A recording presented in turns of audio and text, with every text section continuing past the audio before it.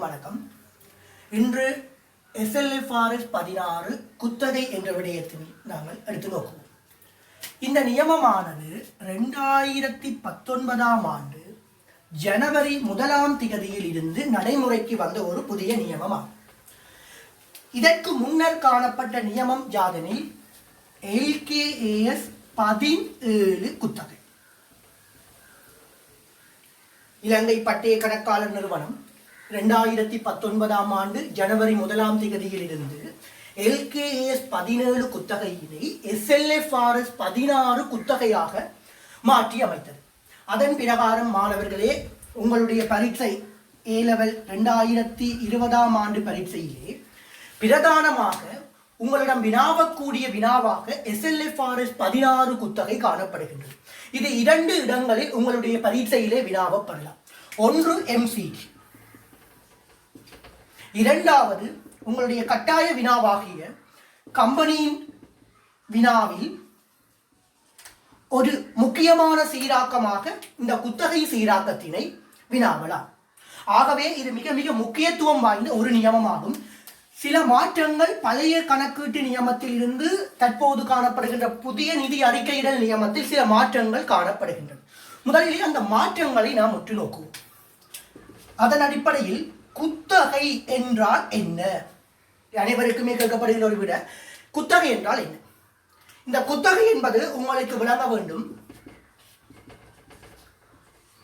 2 தரப்பினர்களுக்கிடையிலான, ஞாபகம் வைத்துக் கொள்ளுங்கள் மாணவர்களே, 2 தரப்பினர்களுக்கிடையிலான ஒரு சொத்தினை பயன்படுத்துகின்ற உரிமையினை பரிமாற்றுகின்ற ஒரு ஒப்பந்தம் அல்லது பகுதி அளவிலான ஒப்பந்தம் ஆகும். அதாவது சொத்தினை பயன்படுத்துகின்ற உரிமையினை பரிமாற்றுகின்ற ஒரு ஒப்பந்தம் அல்லது ஒரு பகுதி அளவிலான ஒப்பந்தம் குத்தகை என அழைக்கப்படும்.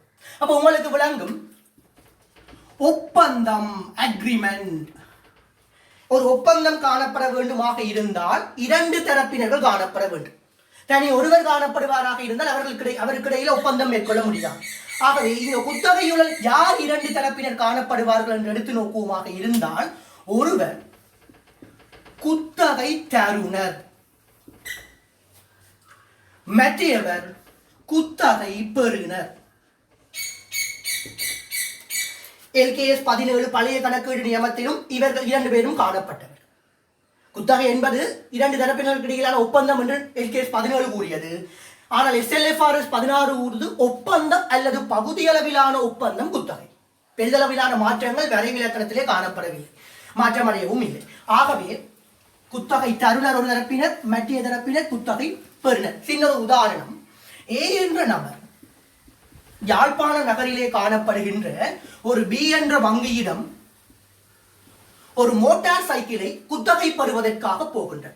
இங்கே யார் குத்தகை தருணராக காணப்படுவார் என்றால், யார் மோட்டார் சைக்கிளை வழங்க போகின்றார்? B என்ற வங்கி. குத்தகை பெறுநர் யார்? யார் அந்த மோட்டார் சைக்கிளை பெறுவதற்காக சென்றவர்? A என்ற நபர். ஆகவே குத்தகை பெறுநர் ஒரு தரப்பினராகவும் குத்தகை வழங்குனர் பிரிதொரு தரப்பினராகவும் காணப்படும். இந்த 2 தரப்பினர்களுக்கு இடையிலும் ஒரு ஒப்பந்தம் அல்லது பகுதியளவிலான ஒப்பந்தம் காணப்படும் இடத்து அதுவே குத்தகை என அழைக்கப்படும். அப்ப உங்களுக்கு விளங்கி இருக்கும், குத்தகை என்பது 2 தரப்பினர்களுக்கு இடையிலே சொத்தினை பயன்படுத்தி பரிமாற்றுகின்ற உரிமை தொடர்பிலான ஒப்பந்தம் அல்லது பகுதியளவிலான ஒப்பந்தம் குத்தகை என அழைக்கப்படும். இங்கே காணப்படுகிற 2 தரப்பில் ஒன்று குத்தகை பெறுநர், மற்றது குத்தகை தருணர். ரைட். இப்ப அடுத்ததாக நாங்க பார்க்க வேண்டிய விஷயம் ஆரம்ப அங்கீகாரம். இது மாற்றம் அடைந்தது. பழைய கணக்கீட்டு நியமத்திற்கும் LKAS 17க்கும் SLFRS 16க்கும் இடையிலே ஒரு பாரிய அளவிலான மாற்றம் அல்லது சிறிய மாற்றமாக இதனை எடுத்து நோக்கலாம். ஆரம்ப அங்கீகாரம். இந்த ஆரம்ப அங்கீகாரம் SLFRS 16 கூறுகின்றது, ஆரம்ப அங்கீகாரம் சொத்தினை பயன்படுத்தும் உரிமை அடிப்படையில். SLFRS 16 பிரகாரம் ஆரம்ப அங்கீகாரம் எவ்வாறு பதிவு செய்யப்படும் என்றால், சொத்தினை பயன்படுத்தும் உரிமை அடிப்படையில். ஆகவே இதற்காக நாட்குறிப்பேட்டு பதிவாக அவர்கள் வைத்திருக்கின்றார்கள், சொத்தினை பயன்படுத்தும் உரிமை கணக்கு வரவு. சொத்தினை பயன்படுத்தும் உரிமை கணக்கு வரவு சொத்தின் பரிப்பு கணக்கு செலவு. ஆகவே மாணவர்களே ஞாபகப்படுத்திக் கொள்ளுங்கள், ஆரம்ப அங்கீகாரம், அதாவது ஒரு சொத்தினை நீங்கள் குத்தகையில் வாங்கும் பொழுது முதன்முறையாக எவ்வாறு பதிவு செய்வீர்கள் என்றால் சொத்தினை பயன்படுத்தும் உரிமை அடிப்படையில் பதிவு செய்வீர்கள். ஆகவே அதற்கான நாட்குறிப்பு பதிவாக சொத்தினை பயன்படுத்தும் உரிமை கணக்கு வரவு, குத்தகை சொத்தின் பரிப்பு கணக்கு செலவு. ஆகவே 2 விடயங்கள் ஆரம்பத்தில் உங்களுக்கு ஏற்பட போகின்றது. ஒன்று சொத்தினை பயன்படுத்தும் உரிமை. ஆகவே ஒரு சொத்து கணக்கு பெறப்போகின்றது. சொத்தினை பயன்படுத்தும் உரிமை, சொத்தினை பயன்படுத்தும் உரிமை. மற்றது குத்தகை சொத்தின் பரிப்பு கணக்கு செலவு. இரண்டாவது குத்தகை சொத்தின் பரிப்பு கணக்கு செலவு. ரைட். அப்ப ஆரம்பத்தில் நாங்கள் சொத்தினை கொள்வனவு செய்ய, அதாவது குத்தகையில் கொள்வனவு செய்யும் பொழுது சொத்தினை பயன்படுத்தும் உரிமை என்ற ஒரு கணக்கும் மத்திய கணக்காக குத்தகை சொத்தின் பரிப்பு கணக்கு என்ற மத்திய கணக்கும் தோற்றம் வருகின்றது. இதற்கான கணக்கீட்டிற்குள் நாங்கள் உள்நுழைவோமாக இருந்தால் சொத்தினை பயன்படுத்தும் உரிமை, இங்கே 2 நிதி கூற்றுகளில் நாங்கள் இவர்களை பதிவு செய்ய வேண்டிய கடப்பாடு எங்களுக்கு காணப்படுகின்றது. அந்த வகையிலே முதலாவது லாப நட்ட மற்றும் முற்றடக்கப்பட்ட வருமான கூற்று, மற்றது நிதிநிலைமை கூற்று.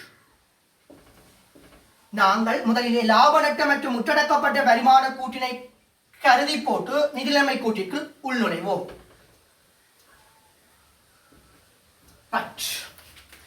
லாப நட்டு மற்றும் முற்றடக்கப்பட்ட வருமான கூற்றிலே SLFRS 16 2 பேருக்கும் வஞ்சகம் வைக்கவில்லை.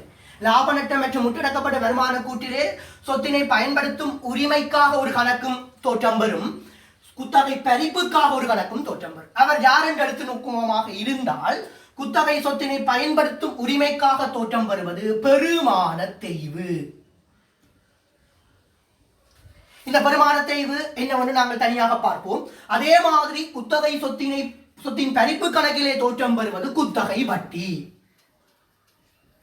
ஆகவே 2 உருப்படிகள் SLFRS 16 பிரகாரம் லாப நட்ட மற்றும் முற்றடக்கப்பட்ட வருமான கூற்றிலே ஆரம்ப அங்கீகாரத்துடன் தொடர்புடைய கணக்கீடுகளாக தோற்றம் வரும். ரைட். பெருமான தேய்விற்குள்ளே போகும். இதிலே பல பேருக்கு சரியான குழப்பங்கள் காணக்கூடியதாக இருந்தது. ஆகவே அந்த பெருமான தேய்வை நாங்கள் தனியாக எடுத்து நோக்குவோம். பெருமான தேய்வு மிக மிக முக்கியத்துவம் வாய்ந்த ஒரு விடயம். இங்கே பெருமான தேய்வை பற்றி SLFRS 16 பாராகிராஃப், அதாவது பந்தி 32 தெளிவாக குறிப்பிடப்பட்டுள்ளது. மாணவர்களே மிகவும் கிளியராக ஞாபகம் வைத்துக் கொள்ளுங்கள். SLFRS 16 பாராகிராஃப், அதாவது பந்தி 32வது விளக்க குறிப்பிலே இந்த பெருமான தேய்வினை பற்றி மிகவும் விளக்கமாக குறிப்பிடப்பட்டுள்ளது. இந்த பெருமான தேய்வு என்ன கூறப்படுகின்றது என்றால் LKS 17 SLFRS 16 இந்த இரண்டிற்கும் எந்த விதமான மாற்றத்தையும் SLFRS 16 கொண்டு வரவில்லை. LKS 17 காணப்பட்ட அதே கணக்கீட்டு கொள்கை தான் SLFRS 14 மீண்டும் பின்பற்றப்படுகின்றது. LKS 17 காணப்பட்ட அதே கணக்கீட்டு கொள்கை தான் SLFRS 16 SLFRS 16 பாராகிராஃப் 32 பிரகாரம் மீண்டும் பின்பற்றப்படுகின்றது. அது என்ன என்று எடுத்து நோக்குவமாக இருந்தால் 2 விடயங்களை குறிப்பிடுகின்றார்கள். அதாவது சொத்தினை பயன்படுத்தும் உரிமை கைமாற்றப்பட்ட பின்னர் அவர்களுக்குரிய பயன்படுத்தும் உரிமை மீண்டும் நீடிக்கப்படுமாக இருந்தால் பயன் தரு ஆயுட்காலத்தினால். உதாரணமாக ஒரு சொத்தினுடைய குத்தகை காலம் 5 வருடங்கள், அந்த சொத்தினுடைய பயன் தரு ஆயுட்காலம் 8 வருடங்கள் என்று எடுத்து நோக்குவமாக இருந்தால், இப்ப ஒரு நிறுவனம் 5 வருடம் முடிந்த பின்னர் அந்த உடைமையும் உரிமையும் அந்த குத்தகை பெறுநருக்கு கைமாற்றுமாக இருந்தால் அந்த குத்தகை பெறுநர் 8 வருடத்தினால் பெருமான தேய்வினை கணிப்பீடு செய்வார். இதுதான் பயன் தரு ஆயுட்காலத்தினால் குத்தகை பெருமான தேய்வு கணிப்பிடப்படுகின்ற முறை. மற்றேதாக கூறுகின்றார்கள், உடைமை அல்லது உரிமை கைமாற்றப்படாது காணப்பட்டால் பயன் தரு ஆயுட்காலம், குத்தகை காலம் இரண்டில் எது குறைவோ அதனால் பெருமான தேய்வினை கணிப்பீடு செய்ய வேண்டும் என்று கூறப்படுகின்றது. ஆனால் நடைமுறையிலே உங்களுக்கு அனைவருக்கும் தெரியும், குத்தகை நடைமுறையிலே குத்தகை காலத்தினை விட சொத்தின் பயன்தரு ஆயுட்காலம் அதிகமாக காணப்படுவதனால் சொத்தின் உடைமையும் உரிமையும் கைமாற்றப்படாத சந்தர்ப்பத்தில் குத்தகை காலத்தினால் பெருமான தேய்வு மேற்கொள்ளப்படும். ஆகவே மாணவர்களே, இந்த பெருமான தேய்வு விடயத்தில் ஞாபகம் வைத்துக் கொள்ளுங்கள். புதிதாக எந்தவித ஒரு மாற்றமும் ஏற்படவில்லை. பழைய கணக்கீட்டு கொள்கைதான் புதிய கணக்கீட்டு நியமத்திலும் பின்பற்றப்படுகின்றது. ஆகவே SLFRS 16 paragraphின் பிரகாரம் பயன்தரு ஆயுட்காலத்தினால் எப்பொழுது பெருமான தேய்வு கணிப்பிடப்படுமா என்று பார்ப்போமாக இருந்தால் உடைமையும் உரிமையும் கைமாற்றப்படுகின்ற பொழுது பயன்தரு ஆயுட்காலத்தினால் பெருமான தேய்வு கணிப்பிடப்படும். உடைமையும் உரிமையும் கைமாற்றப்படாத பொழுது பயன்தரு ஆயுட்காலம் குத்தகை காலம் இரண்டில் எது குறைவோ அதனினால் பெருமான தேய்வு கணிப்பீடு செய்யப்படும். ஆகவே இதில் எந்த விதமான மாற்றமும் புதிய கணக்கீடு நியமத்தில் உள்ளாக்கப்படவில்லை என்பதனை அனைத்து மாணவர்களும் அவதானித்துக் கொள்ளுங்கள். இரண்டாவது விடயம் பெருமான தேய்வு நாட்குறிப்பு பதிவு.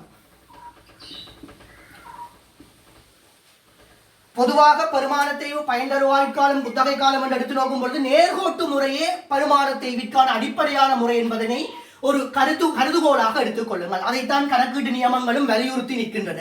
ஆகவே நேர்கோட்டு முறையிலே தான் பெருமான தேய்வு மேற்கொள்ளப்படும்.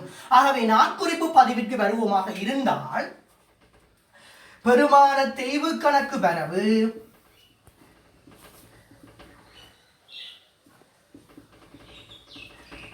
அல்லது இதை விரிவாக எழுதுவோமாக இருந்தால் சொத்தினை பயன்படுத்தும் உரிமைக்கான பெருமான தேய்வு கணக்கு வரவு. சொத்தினை பயன்படுத்தும் உரிமைக்கான பெருமான தேய்வு கணக்கு வரவு அல்லது பெருமான தேய்வு கணக்கு வரவு வழமையாக திரண்ட பெருமான தேய்வு கணக்கு செலவென்று குறிப்பிடுற நாங்கள் இங்கு அவ்வாறு குறிப்பிடுவதில்லை. இங்கு சொத்தினை பயன்படுத்தும் உரிமை கணக்கு செலவு. ஆகவே மாணவர்களே, சிறிதொரு மாற்றம் தான் இங்கே உள்ளாக்கப்பட்டுள்ளது. வழமையாக பெருமான தேய்வு கணக்கு வரவு பெருமான தேய்வு ஏற்பாடுகள் திரண்ட பெருமான தேய்வு கணக்கு செலவு என்று குறிப்பிடுவோம். இங்கு பெருமான தேய்வு கணக்கு வரவு சொத்தினை பயன்படுத்தும் உரிமைக்கான பெருமான தேய்வு கணக்கு சொத்தினை பயன்படுத்தும் உரிமைக்கான கணக்கு செலவு. ஆகவே புதிய விடயங்களை இங்கே நீங்கள் விளங்கிக் கொண்டிருப்பீர்கள். ஒரு உதாரண கணக்கில் இருந்து இதை பார்ப்போம். ஒவ்வொரு கன்செப்டுக்கும் தனித்தனி உதாரண கணக்கின் மூலம் பார்ப்போம். இங்கே பெருமான தேய்வுக்காக ஒரு உதாரண கணக்கிற்கு வருவோமாக இருந்தால் மெகா பிஎல்சி ஞாபகம் வைத்துக் கொள்ளுங்கள் மாணவர்களே. மெகா பிஎல்சி ஒரு குத்தகை கம்பெனி. அந்த மெகா பிஎல்சி கம்பெனியிடம் இருந்து 1/1/2019 ஏ என்ற வாடிக்கையாளர்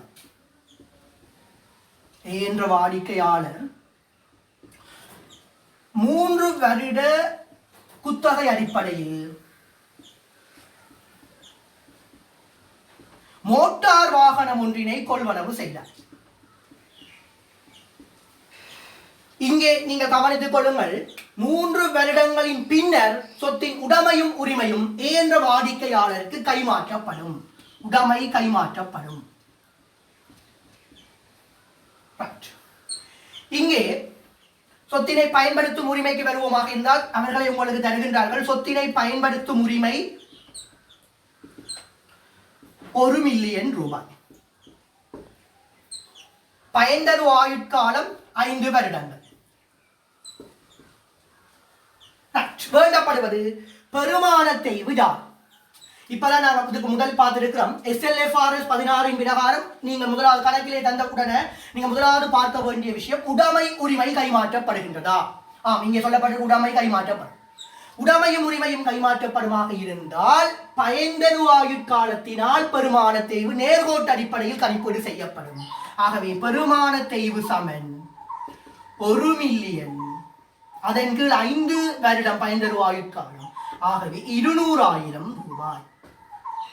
இங்கே 3 வருடத்தினால் பெருமான தேய்வு கணிப்பீடு செய்வீர்களாக இருந்தால் பிழை.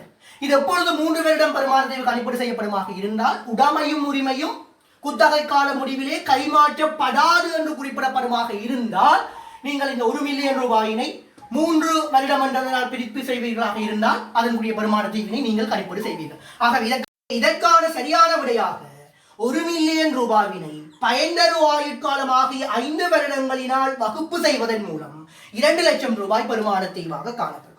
இதற்குரிய நாட்குறிப்பு பதிவாக பெருமான தெய்வு கணக்கு வரவு 2 லட்சம் அல்லது சொத்தினை பயன்படுத்துவதனால் ஏற்பட்ட பெருமான தெய்வு கணக்கு வரவு 2 லட்சம், சொத்தினை பயன்படுத்தும் உரிமை கணக்கு செலவு 2 லட்சம் ரூபாய். அப்ப உங்களுக்கு முதலாவது கன்செப்ட் விளங்கி இருக்கும் பெருமான தெய்வு. முற்றடக்கப்பட்ட வருமான கூட்டில 2 விடயங்கள் இங்கே குறிப்பிடப்படும் என்று ஆரம்பத்தில் கூறியிருந்தேன். முதலாவது விடயம் பெருமான தெய்வு. இந்த பெருமான தெய்வு உங்களுக்கு விளங்கி இருக்கும். ஞாபகப்படுத்திக் கொள்ளுங்கள். SLFRS 16 paragraph நம்பர் 32 பிரகாரம் இதை ஞாபகப்படுத்திக் கொள்ளுங்கள்.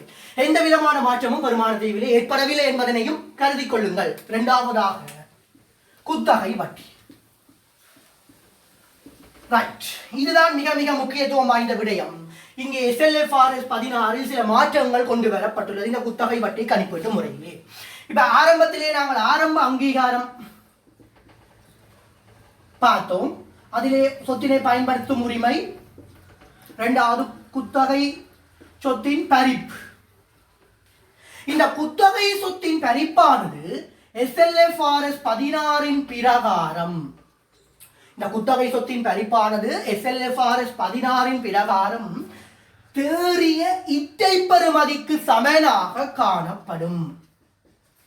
மினிமம் லீஸ் பிரசன்ட் வேல்யூ தேறிய இட்டை பெறுமதிக்கு சமனாக இது காணப்படும். ஆகவே நிகழ்கால பெறுமதி கணிப்பீட்டு முறைமை இங்கே முக்கியத்துவம் வாய்ந்த ஒன்றாக காணப்படுகின்றது.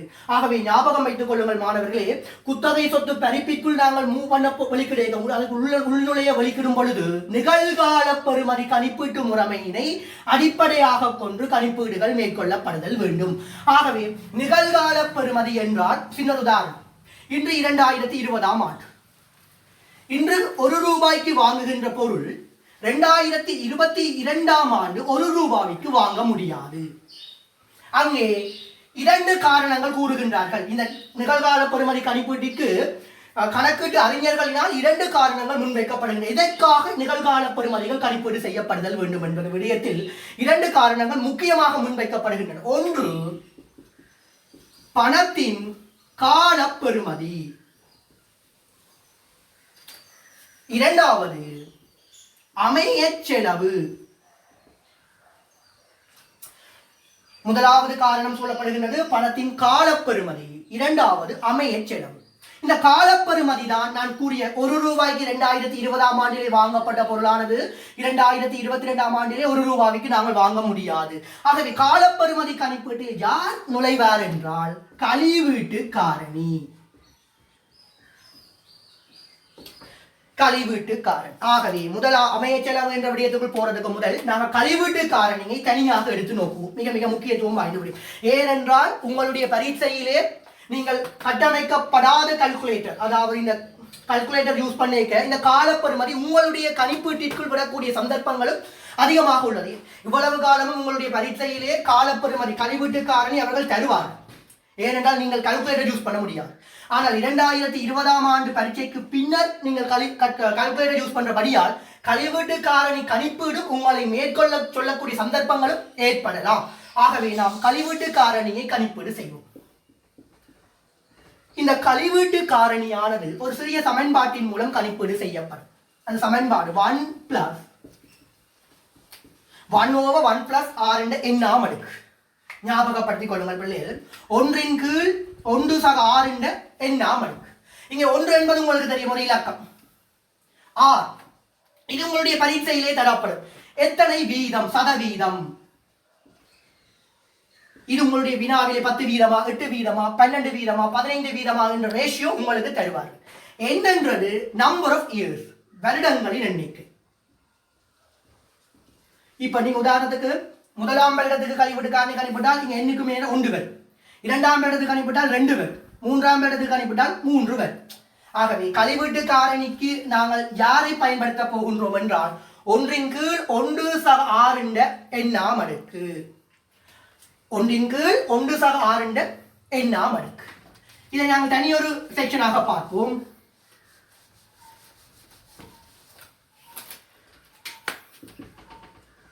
கழிவீட்டு காரணி. இந்த ஒரு உதாரண கணக்கின் மூலம் நான் உங்களுக்கு இந்த கழிவீட்டு காரணியை எவ்வாறு கணிப்பிடுவது என்பதை பற்றி தெளிவுபடுத்துகின்றேன். உதாரணமாக கழிவீட்டு காரணி வீதமாக 10 வீதத்தினை நாம் முதலிலே எடுத்து நோக்குவோம். இங்கு 2 வீதங்கள் தரப்பட்டுள்ள, ஒன்று 10 வீதம், மற்றது 12 வீதம். இப்ப நான் உங்களுக்கு ஏற்கனவே கூறியபடி உங்களுடைய பரீட்சையிலே இம்முறை இந்த கால்குலேட்டர் யூஸ் பண்றதுக்கான அனுமதி உங்களுக்கு காணப்படுகின்றபடியால் நீங்கள் இந்த சமன்பாட்டினை பிரயோகித்து கழிவீட்டு காரணியை கண்டுபிடிப்பதற்கான வினாவும் எழுப்பப்படலாம். ஸோ அந்த வகையிலே நாம் இந்த சமன்பாட்டினை பிரயோகிப்போம். 1 அதன் கீழ் என்ற அர்த்தம் அரணை, அதாவது பிரித்தல் குறியீடு. ஸோ அரணை 1 + r. இப்போ 1 எங்களுக்கு தெரியும், r என்றது தான் இந்த வீதம். மாணவர்களே, இலகுவாக கணிப்புகளை மேற்கொள்வதற்காக நாம் இதனை தசமதானத்திற்கு மாற்றுவோம். ஸோ 10 வீதம் என்பது 0.1. ஆகவே 1 சக 0.1 சமன் 1.1. ஆகவே 1 கீழ் 1.1 வருடம் 1. ஆகவே வருடம் 1 பார்த்தால் 0.909 கிட்டிய 3 தானத்திற்கு மட்டம் தட்டுவமாக இருந்தால் 0.909.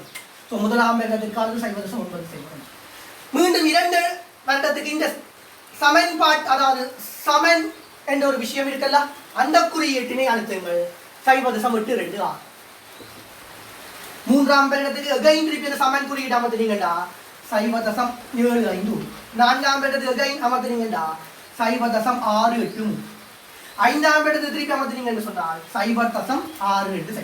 உங்களுக்கு விளங்கி இருக்கும் எவ்வாறு கணிப்பிடப்படும். 1 கீழ் 1 சக 0.1. அந்த முதலாம் வருஷம். வேண்டாம், 1 கீழ் 1.1. ஆகவே 0.01. பிறகு திருப்பி 2 3 போட தேவையில்லை. அதுக்கு நீங்க என்ன செய்வீங்க, சமன் குறியீட்டை அமர்த்தி கண்டு வருவீங்க. தொடர்ச்சியான வருடத்துக்கான கழிவீட்டு வீதம் கணிப்பிடப்படும். 12 வீதத்துக்கு வேகமாக இருந்தால் 1 கீழ், அப்போ 1 சக 0.12. ஆகவே 1.12. 1 கீழ் 1.12. 0.893. பாருங்க, 0.893. இரண்டாம் வருடத்துக்கு போய் திருப்பி 2 போட தேவை. திருப்பி இந்த குறியீடு சமன் 0.797. மூன்றாம் வருடத்துக்கு திருப்பி இதே சமன் 0.712. கிட்டிய 3 தானத்துக்கு மட்டம் தட்டுறேன். நான்காம் வருடத்துக்கு 0.636. ஐந்தாம் வருடத்துக்கு 0.567. இப்ப உங்களுக்கு விளங்கி இருக்கும் மாணவர்களே, எவ்வாறு கழிவீட்டு வீதத்தினை நாம் கணிப்பீடு செய்வதென்று. அடுத்த ஏரியாக்குள்ள நாங்க மூவ் பண்ணுவோமாக இருந்தால் நிகழ்கால பெறுமதி, பிரசன்ட் வேல்யூன்னு சொல்லுவோம், பிவி. இந்த நிகழ்கால பெறுமதி எவ்வாறு கணிப்பீடு செய்யப்படும் என்று சொன்னால் கழிவீட்டு வீதம் தர காசு. இங்க குத்தகையை பொறுத்தவரையில் எது காசூட்டமாக தெரிந்து கொள்ளப்படும் என்று சொன்னால் எங்களுடைய வருடாந்த தவணை கட்டணம்.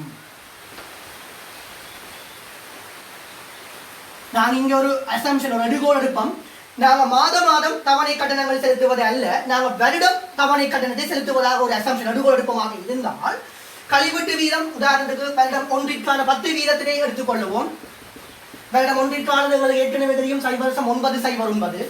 ஆகவே 0.909. நாங்கள் ஒரு எடுகோல் எடுத்துக்கொள்ளும். வருடாந்த தவணை கட்டணம் 1 லட்சம் ரூபாய் என்று. வருடாந்த தவணை கட்டணம் 1 லட்சம் ரூபாய். ஸோ 90,900 ரூபாய். இப்ப நிகழ்கால பெறுமதி கழிவீட்டு வீதம் தர காசூட்டம்.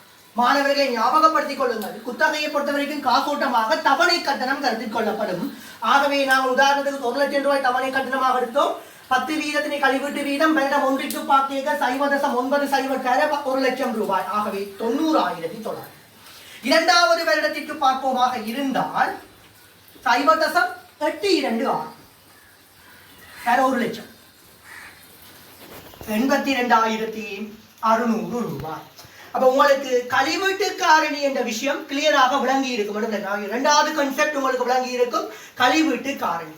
இப்ப நாங்க மூன்றாவது விடயத்திற்குள்ள உள்நுழையலாம் என நினைக்கின்றேன். மூன்றாவது விஷயம் குத்தகை பறிப்பு கணிப்பீடு. மாணவர்களே, இந்த குத்தகை பறிப்பு கணிப்பீட்டினை குத்தகை பறிப்பிற்கான கடப்பாடு என்றும் கூறுவார். குத்தகை தவணை கட்டணத்திற்கான கடப்பாடு அல்லது குத்தகை பறிப்பிற்கான கடப்பாடு அல்லது குத்தகை பறிப்பு என்ற விடயத்திலே இதனை அழைத்துக் கொள்வார்கள். ஆகவே குத்தகை பறிப்பு கணிப்பு ஒரு உதாரண கணக்கில் இருந்து நாங்கள் இதனை கருத்தில் கொள்ளுவோம். வருடம் 3 குத்தகை அடிப்படையில், அதாவது 3 வருடம் குத்தகை அடிப்படையில் ஏ என்று வாடிக்கையாளர்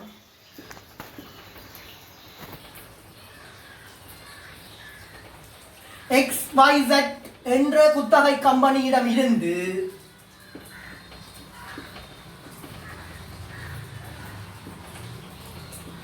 மோட்டார் வாகனத்தினை கொள்வனவு செய்வதாக கருதுக.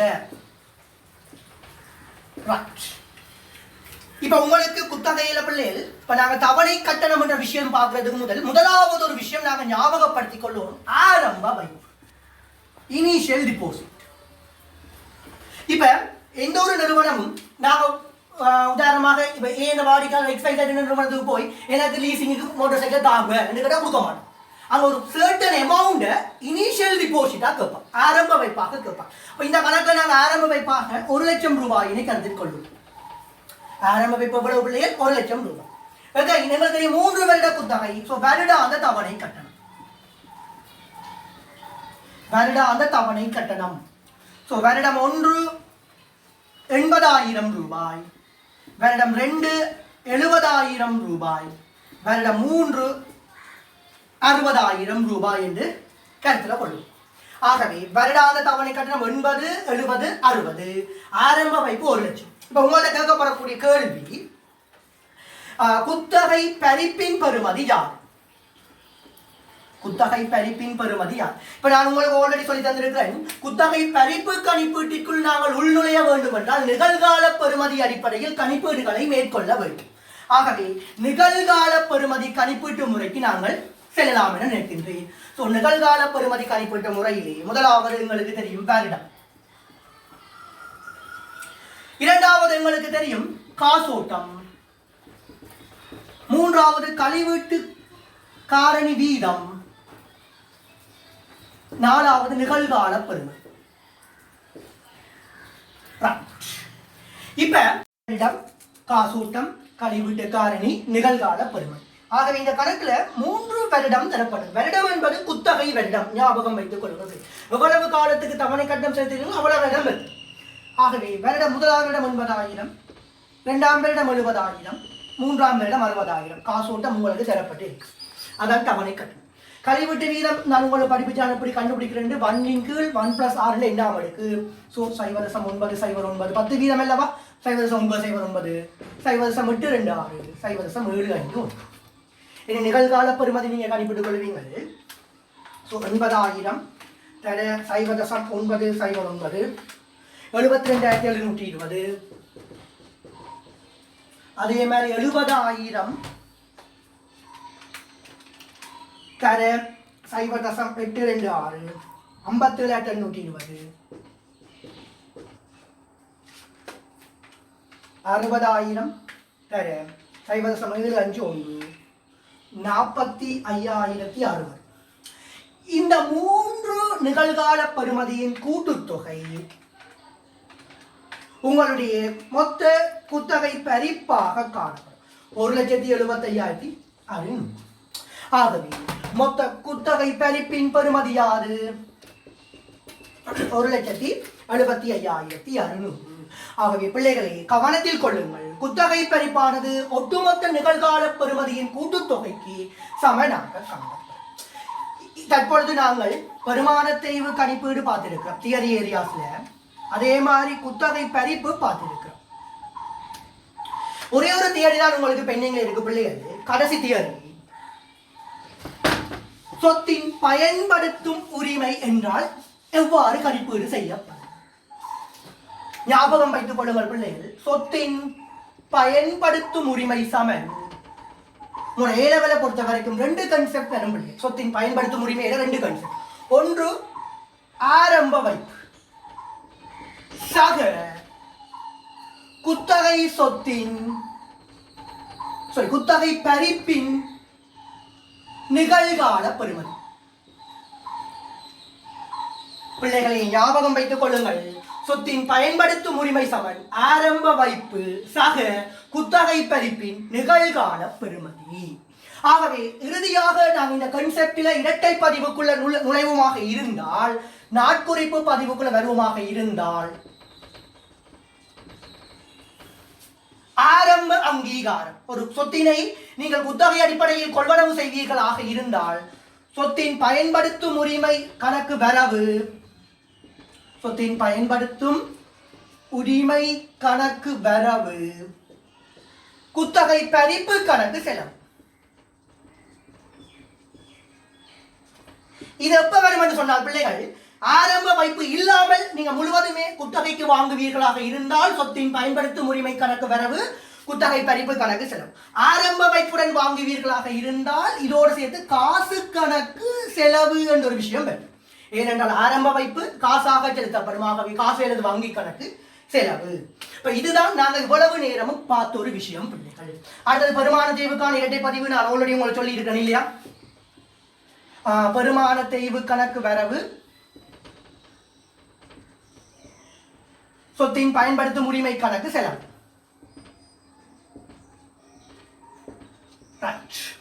பிள்ளைகளே, இப்ப இந்த வீடியோல நாங்க தியரிஸ் ஏரியாஸ் பார்த்திருக்கிறோம்.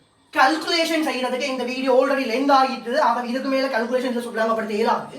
என்னுடைய அடுத்த வீடியோல நான் உங்களுக்கு ஃபுல்லாவே கல்குலேஷன், அதாவது குத்தகை எவ்வாறு கம்பெனி கணக்குடன் தொடர்படும், எவ்வாறு நிதி கூட்டுக்களை கொண்டு போய், அதாவது காசு பாட்டில் கூட்டு, அதே மாதிரி முற்றடக்கப்பட்ட வருமான கூட்டு, அதே மாதிரி நிதிநிலைமை கூட்டு, எவ்வாறு குத்தகை தொடர்புபடும் என்ற விடயங்கள் அடுத்த என்னுடைய வீடியோவில் நான் உங்களுக்கு கணக்குகள் தந்து நான் அதை உங்களுக்கு விளங்கப்படுத்தலாம்னு நினைக்கின்றேன். நன்றி, வணக்கம்.